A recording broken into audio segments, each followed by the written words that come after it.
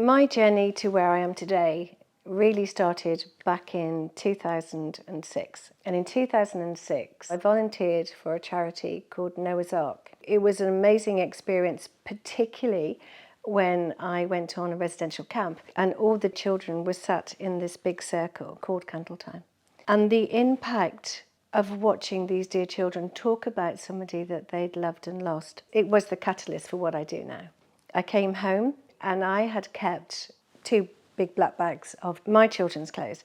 And so I decided to, very nervously, to select a few, and I remade their first toys and I gave them as gifts to them for Christmas. And they both cried. They knew what I was doing. So on the back of that, people would come to me. I started a keepsake service and they would come and collect the keepsake I'd made and they wanted to talk. And that was a privilege. And somehow, I don't know how, I found the grief recovery method and it's been the most amazing work ever. And this year I've added another program, the edutherapy, and it's an absolute privilege. And grief is the most unbelievably painful journey for so many people.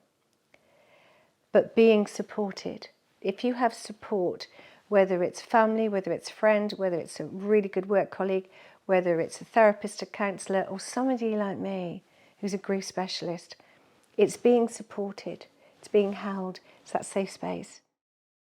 When you're grieving and the relationship is ended, whether you're grieving the marriage or whether you're grieving because the person has died, those things weren't said or can no longer be said. So they stay inside. So when you talk to somebody, for argument's sake, like myself or a counsellor or a therapist, you offload that, you share it, and it's released. And if the person you're talking to holds that safe space and hears you and validates what you're saying, that's what can make you feel emotionally lighter. And it's that reason that I do the work I do, so that we can resolve all that's unresolved.